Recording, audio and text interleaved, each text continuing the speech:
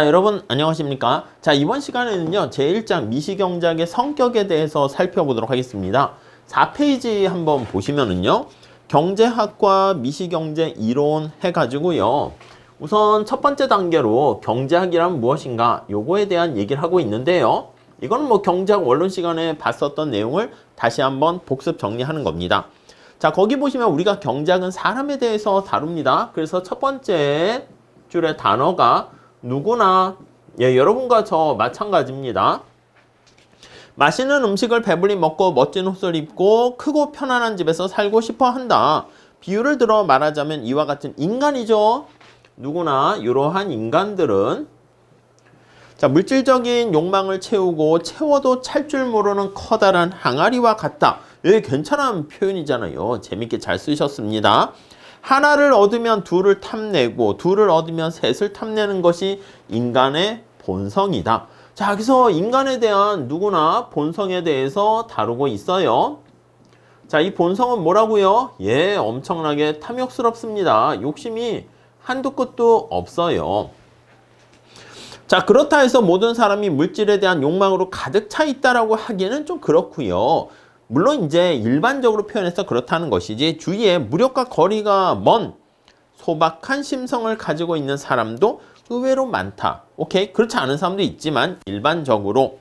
그리고 욕심이 있다 해도 한 사람이 특정 시점에서 특정한 물건을 원하는 양에는 한계가 있는 법이다. 무슨 말씀인지 이해되시죠?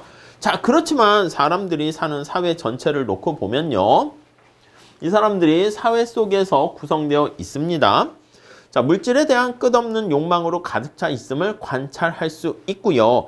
이런 욕망은요, 탐욕은요, 무한히 커요. 거의 무한대에 가깝습니다. 무한하다. 이게 이제 특성이죠. 앞에서 얘기했고요. 자, 욕망은 한없이 큰데 문제는 뭐냐면 우리가 가지고 있는 경제적 자원은 그 양이 한정되어 있다. 욕망을 충족시켜 줄 수 있는 자원의 양이 한정되어 있다는 겁니다. 요거를 충족시켜 줄 수 있는 경제적이라는 말을 써요. 앞으로 경제적이라는 말은 희소하다라는 뜻하고 같은 말이에요. 그래서 경제적 자원의 양이 희소하다라는 것을 알 수가 있습니다. 이렇게요. 이해 가시겠죠? 자, 그렇기 때문에 economic resource가 한정되어 있고요. 희소하다라는 표현과 한정되어 있다는 표현 같은 말이죠. 자, 그러므로 누구나 원하는 대로 실컷 소비하는 것은 결코 이루어질 수 없는 꿈이다. 그러니까 이 욕망과 탐욕을 다 충족시킬 수는 없습니다. 자, 경제학은 이러한 냉엄한 현실에서 출발점을 찾고 있다. 그러니까 여러분들이 오해하시면 안 되는 게 경제 원리가요, 자원이 희소하다라는 거에서 모든 문제의 출발점이 시작되는 겁니다. 그래서 거기 보시면요, 냉엄한 현실, 이게 현실이죠. 냉엄한 현실, 이렇게 표현을 하고 계시고요. 네, 이렇게 보시고. 자, 그렇기 때문에 거기 한마디로 말해서 거기 보시면은 경제학은 희소한 경제적 자원을 활용하는 최선의 방법을 선택하는 것과 관련한 학문이다. 그러니까 경제학에서 제일 중요한 단어가 뭔가 하면 선택, 이렇게 보시면 돼요. 근데 이 선택이라는 문제는 왜 발생했습니까? 라고 하면요, 여기 희소성 때문에 발생해요. 그래서 이 희소성 때문에 이 모든 무한한 욕망들을 다 우리가 충족시킬 수 없고요, 어쩔 수 없이 선택이라는 것을 할 수밖에 없습니다. 오케이? 그래서 이게 두 단어가 제일 중요한 거예요. 뗄래야 뗄 수 없는 밀접한 관계. 앞으로 어떻게 할 거냐면 희소성 이퀄 선택, 이렇게 생각하시면 돼요. 자, 그리고 선택을 할 때는 우리가 하고 싶은 게 되게 많잖아. 근데 이 모든 것들을 다 선택할 수 없어요. 그래서 우리가 가장 좋은 순서를 정합니다. 1순위, 2순위 이렇게 정해요. 3순위, 4순위 등등 이렇게 정하게 돼서요, 여기서 내가 제일 좋아하는 게 요 1순위를 우리가 초이스를 합니다. 요거를 내가 초이스를 하게 되면 다른 것들은 내가 포기해야 됩니다. 아쉬움이 남죠. 이 포기하게 되는 걸 밑에 다시 설명드릴 텐데 우리가 이것을 기회비용이다, 이렇게 얘기를 하게 됩니다. 자, 책을 보면서 정리를 할게요. 자, 그래서 거기 세 번째 줄 보시면 만약 어떤 자원이 희소하지 않다면 구태여 최선의 활용 방법을 선택하려고 고심할 필요가 없다. 자원의 희소성이라는 문제가 없으면 우리가 얘가 에덴 동산 같이 천국이고 원하는 걸 다 얻을 수 있으면 굳이 선택이라는 문제에 빠질 필요가 없습니다. 그러나 우리는 물질적 욕망을 넉넉히 채워주고도 남을 만큼 풍족하게 존재하는 자원은 거의 없다고 해도 과언이 아니다. 그러니까 우리의 물질적 욕망을 충족시켜 줄 수 있는 자원은 희소하다라는 것을 알 수 있습니다. 자, 이렇게 한정된, 같은 말이에요. 계속 얘기하지만 한정된, 희소한 자원을 갖고 사는 우리의 경제 생활은 끝없는 선택의 연속이다. 그쵸. 매 순간 계속 선택의 연속된 과정이다. 이게 바로 경제활동이 우리 인간의 삶이다 라고 볼 수 있겠습니다. 자, 어떤 하나를 선택한다는 것은 다음 단락 보시면 다른 것을 선택할 수 있는데도 이거를 그래서 뭔가를 얻지 못하는 포기하게 되는 그러한 상황에 빠지게 되는 것이고요. 다시 말해 우리의 모든 선택은 반드시 잘 밑줄 치시고 어떤 대가를 요구한다. 여러분 여기 나와 있는 기회비용, 포기 요 단어가 바로 대가랑 같은 말입니다. 대가를 치르게 된다. 요거 다 동일한 표현이 되겠습니다. 합리적인 선택이란 그래서 우리가 경작에서는 그래서 선택을 잘 해야 되는데 잘한 선택을 우리가 뒤에서 다시 얘기할 겁니다. 합리적인 선택을 했다 이렇게 표현을 할 거예요. 네, 이해 가시겠죠? 자, 합리적인 선택이란 여러 선택 가능성 중에서 선택 가능한 거 여러 개 중에서 최우선순위를 선택하게 되면 포기한 것들 거기 나와 있는 가장 작은 대가. 그래서 합리적 선택은요. 앞으로 계속 얘기할 건데 대가를 치른다니까 기회비용이 발생한다니까요. 그랬을 때 어떤 선택이 합리적이냐라고 하면 미니마이즈 대가 아니면 미니마이즈 비용은 다 기회비용이라 얘기할 겁니다. 여러 가지 선택 가능성 중에서 가장 작은 대가를 요구하는 것을 얘기합니다. 자, 그러므로 합리적 선택을 위해서는 각각의 선택이 요구하는 대가가 무엇인가를 정확하게 알아야 되고요. 이러한 선택의 대가를요, 우리가 경제학에서는 기회비용이다. 이렇게 얘기를 할 겁니다. opportunity cost 나와 있는 개념 잘 보시면은요, 기회비용이란, 자, 다시 한번 똑같은 말을 계속 비슷한 말로 이해할 수 있게 여러분들한테 설명을 해주고 계십니다. 그러니까 이걸 쫙 읽다 보면 했던 말 또 하고 약간 패러프레이즈 하다 보니까 그 개념이 머릿속에 딱 접목이 될 거예요.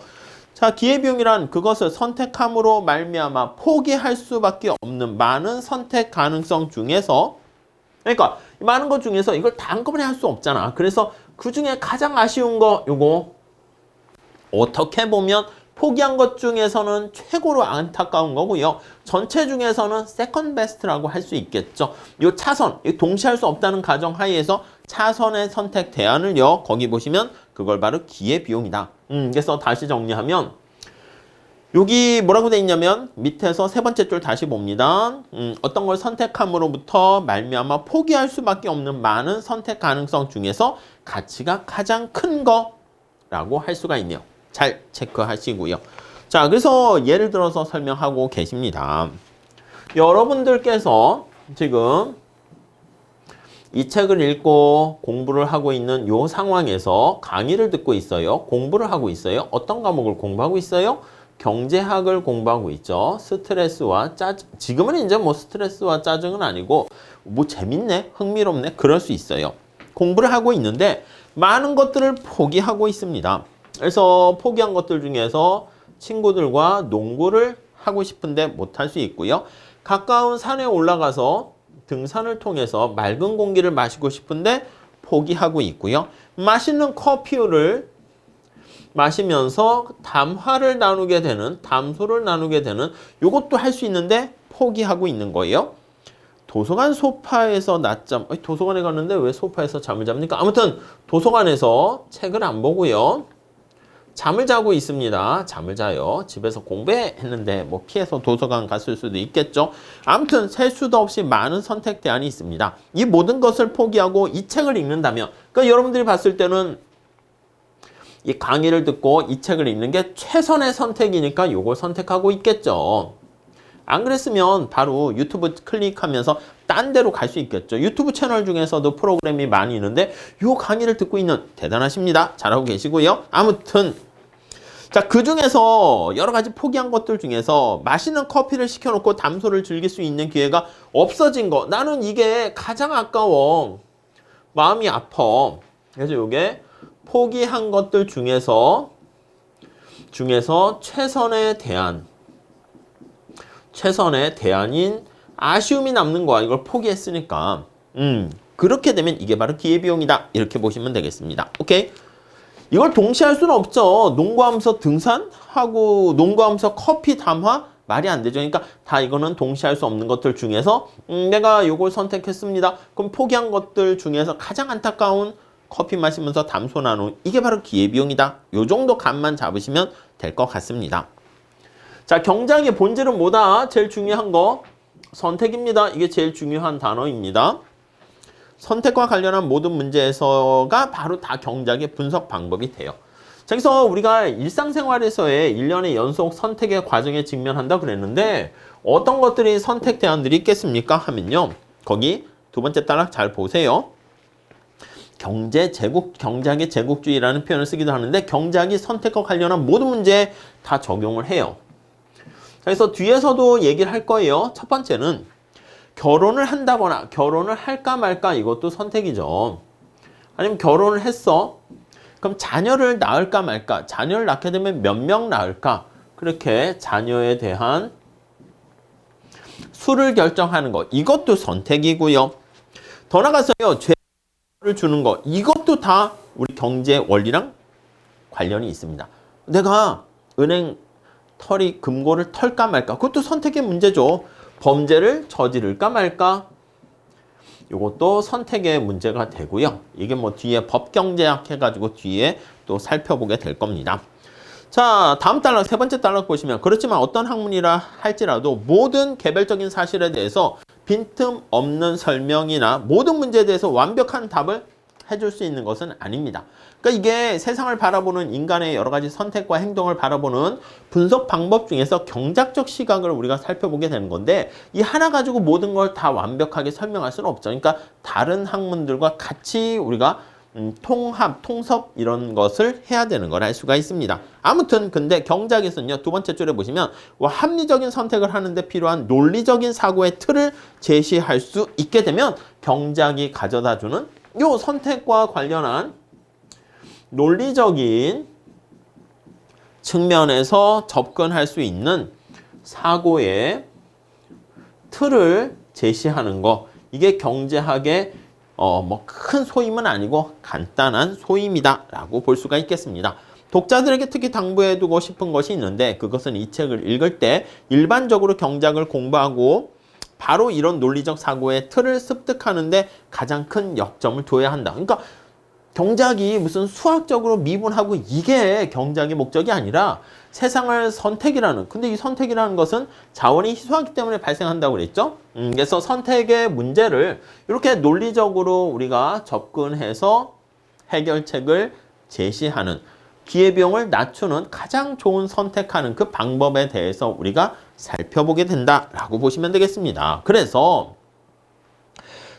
저자분이 말씀하십니다. 단순한 암기나 백과사전식의 지식의 습득, 이게 잠깐 보면 되게 야, 너 유식하네? 이렇게 보일 수 있는데 경작의 올바른 길은 아닙니다. 물론 이것도 되고 경제의 많은 이론들도 머릿속에 담고 있으면 그거야말로 이제 금상첨화가 되겠지만 만약에 단순 암기식, 공식 암기해가지고 써먹지 못하는 것은 사실 죽은 공식, 지식 이렇게 볼 수 있겠죠. 아무튼 이러한 논리적인 흐름을 제시하는 것이고요. 이런 거에 대해서 차차 앞으로 계속 얘기할 겁니다. 자, 이번 시간에는요. 경작이 도대체 무엇인지 그거에 대해서 간단하게 살펴봤고요. 머릿속에 여러분들께서요. 책을 한 번, 두 번 보시면서 스스로 자기 걸로 체화시키는 연습을 해보세요. 누군가가 야, 경작이 도대체 뭘 다루는 거야? 그러면 여기 나와 있는 희소성, 선택, 합리적인 선택, 기회비용, 그러니까 희소성, 선택, 기회비용, 그걸 통한 합리적 선택, 이런 걸 통해 가지고요. 여러분들께서 설명을 해 줄 수 있으면 잘 여러분들께서 내용을 소화한 것이다. 이렇게 보시면 되겠습니다. 오케이? 자, 이렇게 하시고 다음 시간에 미시경제학과 거시경제학에 대해서 살펴보도록 하겠습니다. 감사합니다.